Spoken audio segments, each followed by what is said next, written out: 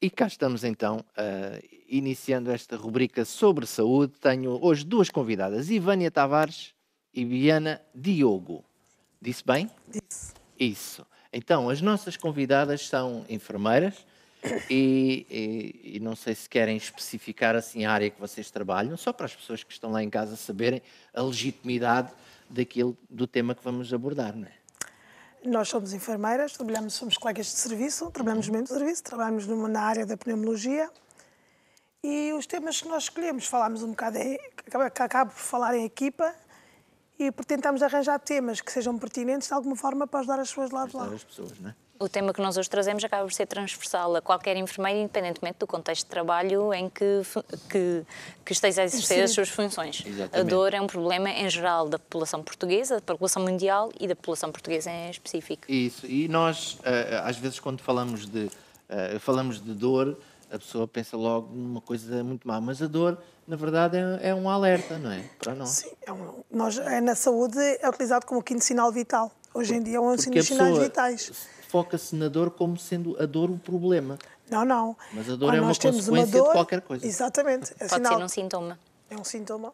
Exatamente. Pode ser um sintoma e é normalmente o principal de alerta. É um mecanismo de defesa do organismo para nos impedir, muitas vezes, de ter um determinado comportamento, como dizia há bocadinho no direto, na queimadura, é exatamente essa a situação, ou de bater contra algum sítio, seja o que for.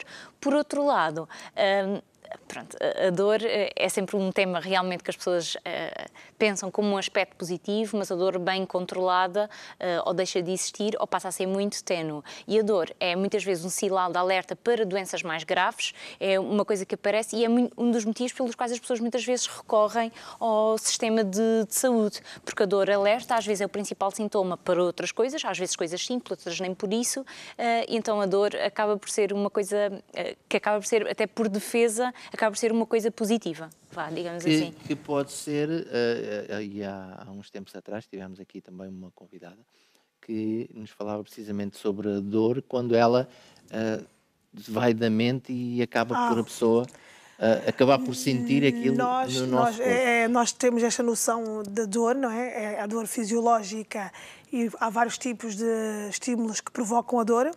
Nós tentamos, se calhar, nós não vamos trabalhar muito a área dos estímulos, porque o nosso objetivo aqui não é dar a parte da fisiopatologia da dor, não é?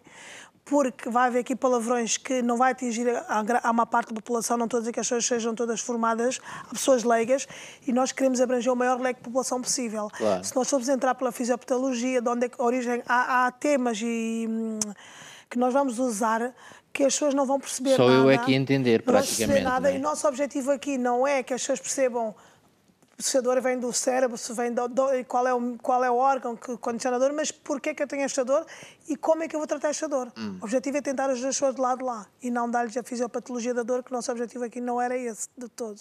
Mas vocês têm faz aqui, parte, têm e depois aqui nós vamos explicar. Tem aqui um tópico que dizem que é uma experiência multidimensional. Exatamente. A dor acaba por ter múltiplas dimensões, essa parte psicológica e a parte física. Portanto, às vezes há imenso, e depois nós mais à frente vamos falar nisso, a abordagem a um doente com dor, às vezes não é numa simples medicação, envolve tudo no conjunto, às vezes estruturas sociais e individuais, familiares, que fazem ajudar a controlar a dor. Tal como tem aqui nos tópicos, tem essa componente sensorial e a componente emocional, que é condicionada ao longo da nossa vida de diversas formas diferentes. Exatamente. E claro, não é preciso dizer que é desagradável. Sim.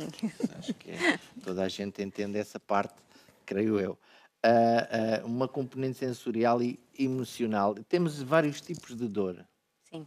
A dor aguda e a dor crónica. Aqui é importante fazer a separação, porque a dor crónica é uma dor que é suposto que, segundo a definição, pelo menos a mais comum, é uma dor superior a 3 meses. E a outra é considerada uma dor aguda. Claro que as pessoas normalmente associam só a dor aguda a bater em algum local, a uma queimadura, a uma fratura, seja o que for, e a dor aguda normalmente tem uma causa específica. É muito fácil, normalmente fácil identificar o motivo e são normalmente dores mais fáceis de tratar. tratar, porque se chega a um diagnóstico mais rápido, enquanto que a dor crónica nem sempre assim é. Às vezes são precisos meses e meses para que se chegue à conclusão de onde é que aquela dor surge.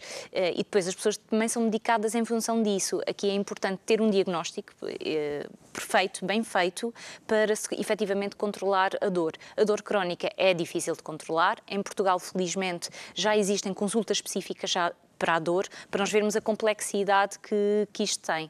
O que acontece muitas vezes na dor crónica? Ela é polimedicada, ou seja, é medicada com muitos tipos de medicações diferentes, que a Ivânia vai falar mais à frente, e aqui é importante chamar a atenção uma coisa para as pessoas na dor crónica. Nós em Portugal, nós temos a mania de ler tudo. Então o que as pessoas fazem? Leem a bula dos medicamentos e começam a sentir os efeitos adversos da medicação, às vezes após o primeiro comprimido.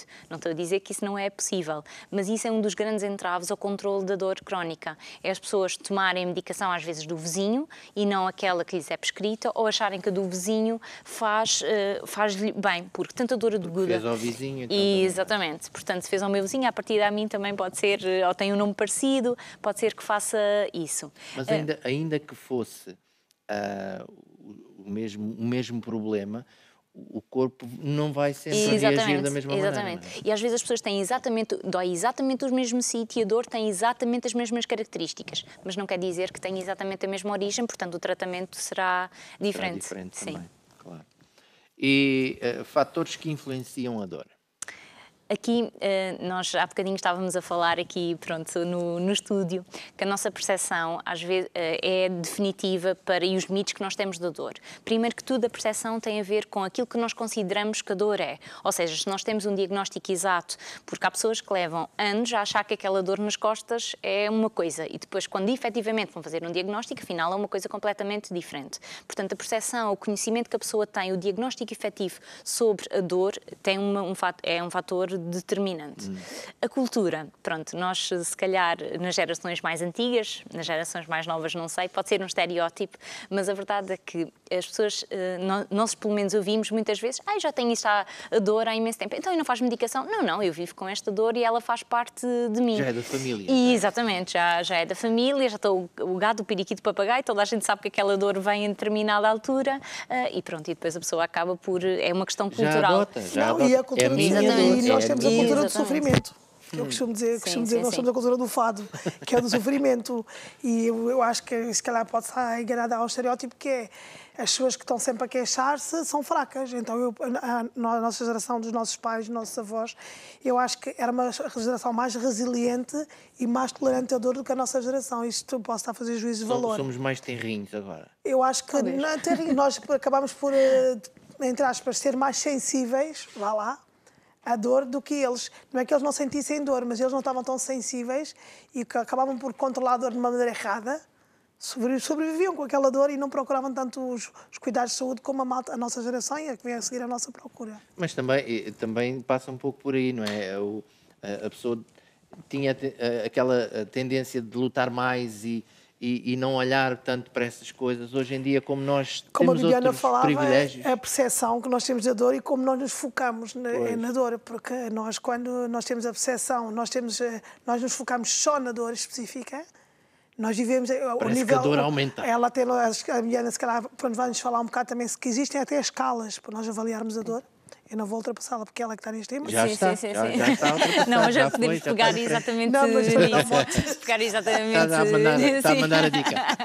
Exatamente, podemos pegar exatamente nisso, porque nós ouvimos muitas vezes, no contexto de internamento, nós temos imensas pessoas com dor, como é transversal, e muitas vezes nós chegamos ao pé da pessoa e existem vários tipos de escalas para avaliar a dor, tendo em conta que a dor é aquilo que a pessoa diz que tem, essa é uma frase chavão na avaliação da dor, mas é exatamente isso, é aquilo que a pessoa diz que tem, porque às vezes nós temos o familiar a dizer-nos mas ela não parece ter dor, ou tem dor a mais do que aquilo que está a dizer, mas a dor é sempre quantificada pela pessoa. Não pode ser o outro a dizer que a pessoa tem dor. Isso é complicado até para a própria pessoa, não é? Sim, Porque sim, é sim. comum, pelo menos aí nos filmes, é muito comum ver-se um enfermeiro ou uma ambulância chega perto, enfermeiro, de 1 a 10, quanto é que dói? A pessoa vai sempre, é 10, é 10. Ou então Para é mim sempre 10. 2 ou é sempre 3. As pessoas têm tendência a manter a nenhum nível. Têm Mas tendência é muito complicado a pessoa definir, não é? Como É, que sim. vai? Exatamente. É. Existem vários tipos de escala. Normalmente a do observador Nós é a temos a do única observador também. que nós, pronto, que é aquilo que nós vemos, mas normalmente é uma pessoa que não é capaz de exprimir qual é que é a dor que sente, mas tenta sempre, essa é uma máxima, que seja a pessoa a definir a sua própria dor. Mas a evolução da dor, nem que seja nessa escala de 0 a 10, é uma coisa importante para nós percebermos se a nossa intervenção está a ser adequada ou não. Porque às vezes nós estamos a dar medicação até bastante importante, pronto, forte vá, como se diz na gíria, e a pessoa continua a dizer-nos que tem uma dor máxima. Então aqui, se calhar, a componente psicológica, emocional, aqui se calhar, e a medicação tem que ser outra. Ou tem que se fazer outras coisas que não só medicação para controlar aquela dor. Muitas vezes os nossos utentes riem-se quando nós perguntamos então de 0 a 10 e eles pensam, lá vêm com esta conversa outra vez. Mas para nós é importante... É só para saber se... Sim, para perceber a avaliação, se aquela intervenção está a ser correta ou não. E temos aqui um tópico demográficas. Sim, as pessoas, o que está estudado para Portugal é que as pessoas nas grandes cidades têm mais tendência a saber quantificar melhor a dor, talvez pelo nível socioeconómico ser um bocadinho mais elevado, mas isso é a especulação da minha parte. Isso tem a ver, a cultura, o local onde se vive, o acesso aos cuidados de saúde, tem um fator determinante no acesso ao controle da dor. Medidas de tratamento na dor. Agora nós aqui entramos na fase, a Viviana disse muito bem que existem formas de tratarmos a dor e há formas não farmacológicas e farmacológicas. Nós começamos por falar nas não farmacológicas, porquê? Porque cada vez mais nós temos a polimedicação, que que acaba por ser cultural. Hoje em dia as pessoas chegam a uma certa idade e tomam 10 e 15 comprimidos, como já falei aqui em outros programas. E às vezes há comprimidos que podem ser substituídos por algumas terapias que consigam controlar a dor. E neste sentido até fazemos, às vezes, por exemplo, para dar um exemplo, o efeito placebo. O doente diz que tem muita dor, damos um medicamento que seja uma vitamina e o doente diz que a dor passou.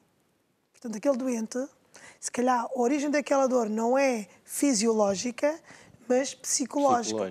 Daí que se calhar temos que a nossa atuação tem que ser direcionada para o fator que causa aquela dor e não para a parte terapêutica, porque cada vez mais nós, os médicos e toda a parte clínica, focamos-nos muito no diagnóstico, nos exames auxiliares de diagnóstico, nas ressonâncias, nas estacas, nos exames, e o doente diz que tem dor e vamos ver qual é a causa da dor. Realmente ele tem ali um tumor. E às vezes nós temos situações que há pessoas que até podem ter um tumor, ou nós falamos de tumor do cancro, e há situações em que as pessoas não têm dor por si só. O diagnóstico, de ter este diagnóstico, é um fator de stress, de ansiedade, elas acabam por explotar uma dor que inicialmente nem se calhar precisa de medicação, precisa do controle psicológico. E se calhar, se nós avaliarmos bem toda esta dinâmica, conseguimos controlar inicialmente esta dor, não com fármacos, com medidas não farmacológicas. E então aí nós entramos há várias medidas que toda a gente conhece, nem que seja uma medida, eu tenho uma enxaqueca, vou fechar a janela, ficar no escuro e vou dormir 1 horinha e vai-me passar. Isto é uma medida não farmacológica. Claro que resulta para A, B ou C, o D se calhar tem que fazer a sua terapêutica que já está estudada. A mim resulta-me ao contrário, se eu dormir 1 horinha eu fico com dor de cabeça. Lá está. Por isso é que eu digo, isto tem que ser pautado de acordo com a pessoa específica em si. E como o ser humano é todo ele feito somos todos diferentes, nós temos que atuar de acordo com as pessoas específicas que nós temos em causa. Portanto, quando nós falamos em medidas comportamentais, estamos a falar o quê? Tudo que tem a ver com os nossos comportamentos, os nossos hábitos. Ou seja, podemos aplicar uma técnica de relaxamento. A pessoa tem uma dor muscular numa perna, ou uma dor que já o acompanha há uns dias e não quer ir logo fazer medicação. Vamos fazer uma técnica de relaxamento, vamos relaxar, vamos pôr-nos dentro de uma banheira com água morna e vamos estar ali 1 horinha ou 2 e ver se alivia ou não. Não vamos logo entrar em casa, vou logo tomar um comprimido. Podemos entrar por aí. Quando nós falamos em cognitiva, estamos a falar do quê? Da imaginação, da distração, porque a nossa mente acaba por nos focar muito naquilo que nós queremos nos focar. Se nós estamos constantemente a pensar, eu tenho esta dor, isto não vai passar, se eu não tomar um comprimido, eu vou ter esta dor. Mas às vezes, eu digo isto porquê? Porque a nível emocional, já aqui acabo por entrar em cognitiva comportamental e emocional, há pessoas que estão, nós temos situações doentes que passam uma manhã inteira a queixar-se da dor. Aquele bocadinho que elas têm uma visita, naquela horinha da visita, parece que a dor desaparece. Faz bem visitas, é isso. Ou seja, elas não estão tão focadas no fator dor que elas acabam por se focar a conversar, a relaxar. A dor continua lá, a dor não desapareceu, simplesmente está a diminuir porque elas não dão importância. Mas aí, se calhar a dor até está lá, só que como ela não liga... Não está focada. Aí por isso é que eu dizia há pouco, aqueles níveis de 0 a 10... Pode ser 7, mas a intensidade de dor é a mesma, mas agora para ela podia ser um 2. Exatamente, e por isso é que nós também fazemos, lá está, os testes, porque se a pessoa diz, eu tenho uma dor máxima de 10, eu vou dar terapêutica, medicação, vou administrar terapêutica para aquela dor específica que a doente diz que tem. E vou reavaliar essa dor, 2 horas depois tenho que reavaliar a dor. Chego ao pé do doente e diz, então, e agora? Dizer, continua 10. E nós conhecemos os fármacos, nós administramos e sabemos os efeitos, e há estudos feitos, né? Faz estudos com a terapêutica, com a medicação que nós administramos, e toda esta terapêutica tem o efeito desejado numa determinada dor. Se aquele doente continua com dor, se calhar há alguma componente que ainda está a ser descurada. Daí que nós falamos, por exemplo, psicoterapia. Há situações em que nós temos pessoas que acabam por ter um diagnóstico. Entram sem diagnóstico e dizem, você tem um cancro e as coisas não estão bem.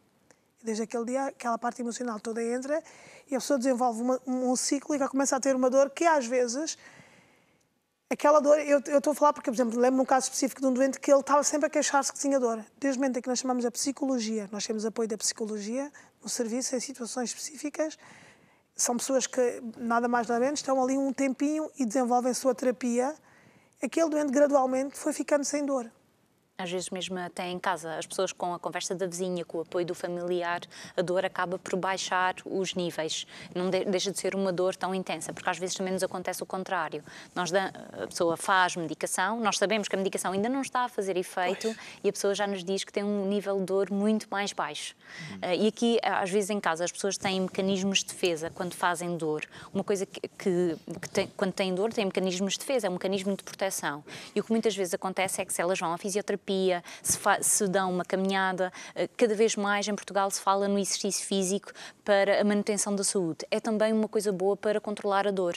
A intervenção dos fisioterapeutas é essencial. As caminhadas, o ir à piscina, todas essas coisas são coisas muito importantes para ser, ou seja, não fazer só medicação, mas fazer sempre algo mais que seja complementar para diminuir o nível de dor, que às vezes até é basal da pessoa que, pronto, tem algum nível de dor permanente. E quando a Bibiana fala nesta parte também, por exemplo, com o exercício físico, por exemplo, uma pessoa, quem tem as dores osteoarticulares, dor de ossos, como o povo diz, às vezes, não é só nós fazermos terapêutico osteoarticular para os ossos, mas vamos manter uma vida ativa, porque há pessoas que chegam aos 70, 60, 70 anos, eu já não me consigo mexer tão bem, então vou fazer medicação para controlar a minha dor. Porque não ir a uma piscina fazer uma hidroginástica? É um exercício super fácil, relaxante, a água, estar dentro da água, faz com que haja um relaxamento de todos os músculos, daí diminui a sensação de dor que elas tenham. Outra é irem a centros de fisioterapia que tenham exercícios específicos.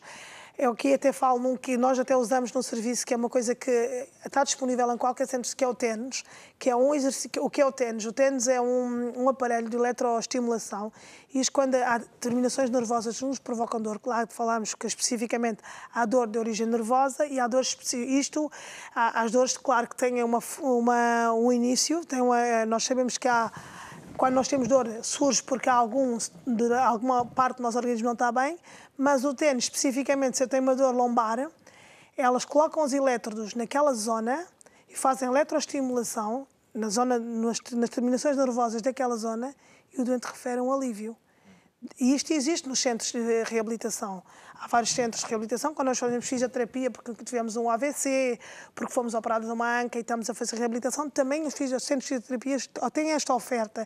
É bom que as pessoas que conheçam os centros de fisioterapia são um bocadinho mais do que isto. Não são todos, mas há esta oferta à população. Convém que as pessoas conheçam também estas ofertas de controlador, procurem e não se foquem tanto de ir ao médico, pedir a receita do comprimido para a dor e ficar com a dor.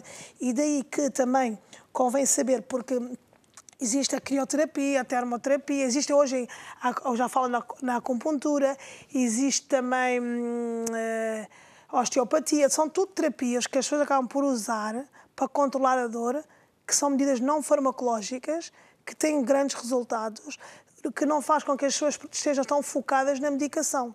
Portanto, daí que convém que as pessoas tenham este conhecimento, procurem e não se foquem tanto em eu vou tomar este comprimido e vai-me tirar esta dor.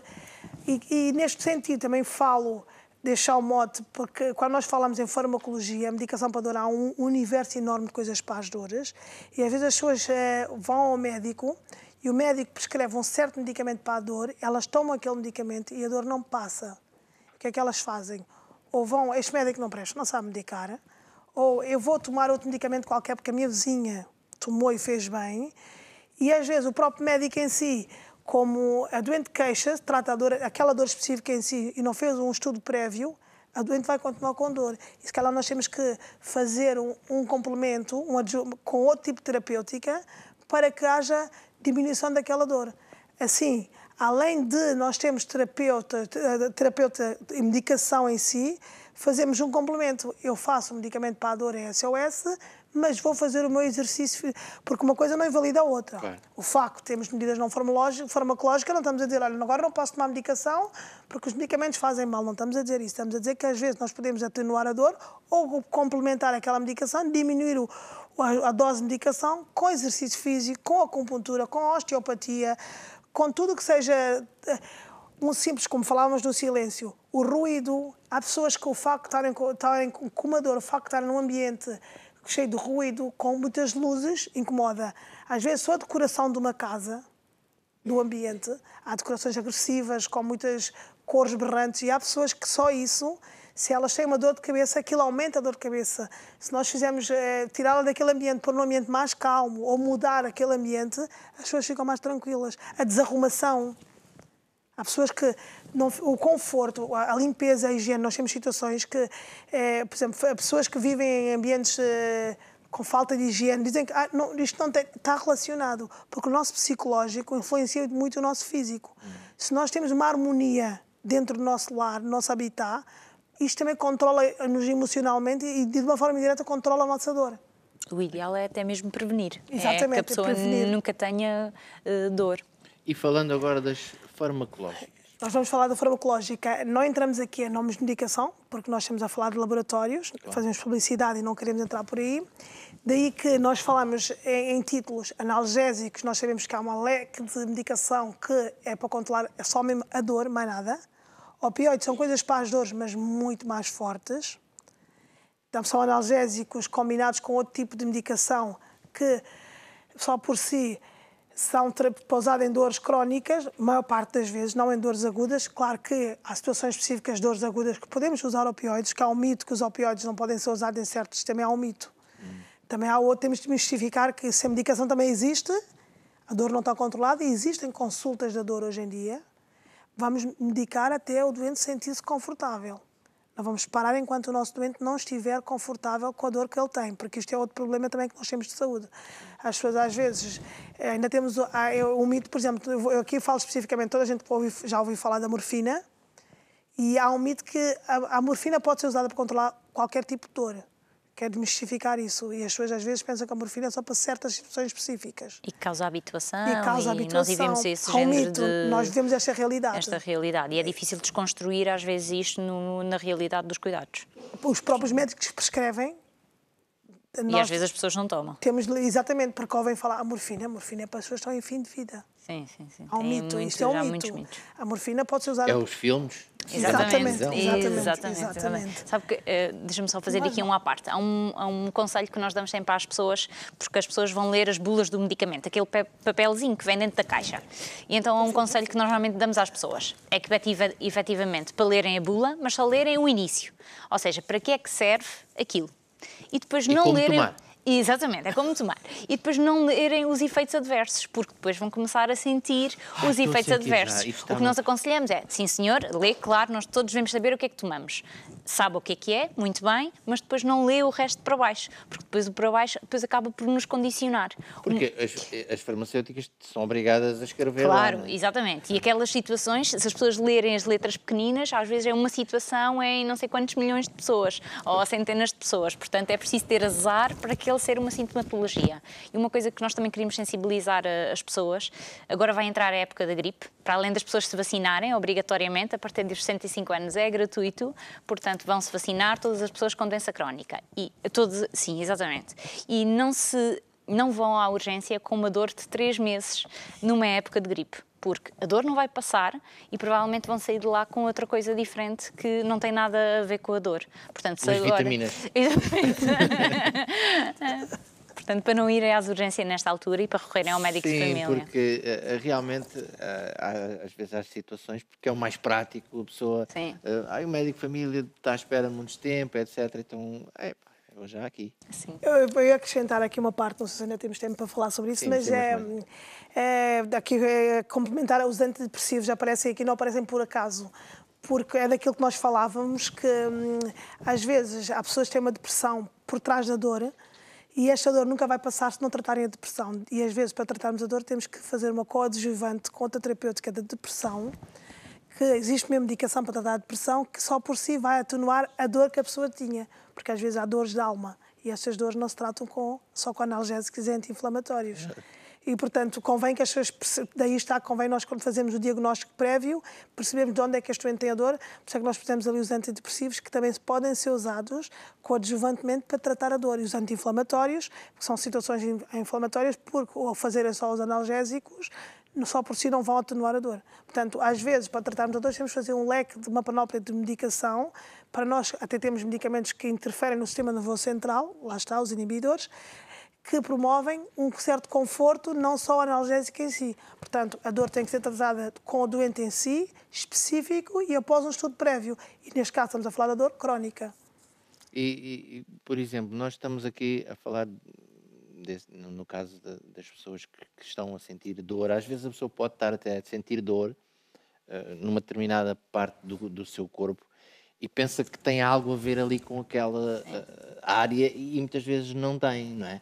E se a pessoa não tiver ajuda de um profissional de saúde, fica complicado, às vezes até pode causar problemas no seu próprio corpo quando se automedica. Não é? Exatamente. Sim. Isso é um risco que nós corremos, é a automedicação. Cada vez mais há mais controle da medicação, que pode ser prejudicial e que, pronto, os farmacêuticos cumprem muito bem as regras. O certo é que continuamos a ter muitas pessoas que tomam medicação e depois, como já estão medicadas para outras doenças, acaba por ter interação medicamentosa entre uns medicamentos e outros. E às vezes chegam-nos pessoas ao serviço de urgência que estão a fazer exatamente o mesmo medicamento, só com nomes diferentes. Um nome genérico e o outro nome de tudo para a dor, tudo ao mesmo horário, tudo certinho. É a dobrar. Exatamente, é tudo a dobrar ou em horários incorretos. Não, o farmacêutico, o enfermeiro, o médico diz que é para tomar de 8 em 8 horas e a pessoa toma de 16 em 16. Ou toma hoje e não toma amanhã. Ou então toma em doses completamente dispares, é para tomar um comprimido e a pessoa faz um quarto. Portanto, nós não podemos ainda querer hoje milagres. entrou-nos uma doente que tinha o fentanil, existe um adesivo de fentanil, que é um adesivo com opioide controlador, que é um adesivo que colocamos aqui. A doente entrou-nos com 2 adesivos, um atrás e outro à frente. Portanto, nós mim ninguém me apanha, as dores a mim não me apanham. Se ela vier pela frente, estou aqui com o adesivo. Se vier por trás, estou com o adesivo. Foi o marido que colheu os adesivos. Não há dor que me apanhe. Só para ter uma ideia, portanto... E se calhar se fosse ver o sapato, se calhar tinha lá um no pé. E temos os mal colados, por exemplo, que aquilo tem a sua própria prática para colar e, portanto, isto são tudo situações irregulares. Se calhar era para deixar de fumar, um para deixar de fumar, o outro para... Não, para deixar de fumar é difícil. Também existe para deixar de fumar. Também existe. Temos lá os de nicotina. Para nós terminarmos a nossa rubrica, queria que cada uma de vocês desse, baseado nisto que nós falámos, desse uma exortação lá para casa, aquilo que vocês acharem por bem dizer ali para aquela câmara. Olá, boa noite. Nós queremos que tenham uma dor controlada, seja ela com medicação, mas complementem sempre com atividades fora da medicação, porque todos nós podemos autonomamente, sem estarmos com medicação, controlarmos a dor, mas o ideal mesmo é preveni-la. Faça exercício físico, tente manter o seu peso dentro do estritamente, no máximo possível, mas sempre dentro de um valor normal, porque... Mas, por outro lado, não desvalorize a dor. Não deixe a dor andar 3, 4, 5 meses. Vá ao seu centro de saúde, fale com o seu enfermeiro, fale com o seu médico de família, porque a dor não é suposto existir na nossa vida. Eu, por terminar, a complementar aquilo que a Bibiana disse, eu espero que o programa tenha sido de alguma forma útil para as pessoas lá de casa, que nós tenhamos desmistificado o que é uma dor e para que é que servem os medicamentos para a dor e as medidas que nós temos para controlar a nossa dor e que de alguma forma tenhamos sido útil e que daqui para a frente as pessoas, quando tiverem uma dor, pensem naquilo que nós dizemos e vão refletir antes de tomarem alguma decisão de como controlar esta dor. Porque ficaram a saber que existem formas de nós controlarmos a dor e não deixarmos avançar a dor para uma situação de cronicidade e vivermos com sofrimento quando há resposta dentro do nosso centro de saúde, sem que com isso tenhamos que ir à urgência. E pronto, fica aqui então a exortação, os conselhos das nossas convidadas, enfermeiras, tanto da Ivânia como a Bibiana. Muito obrigado às duas por terem estado aqui connosco.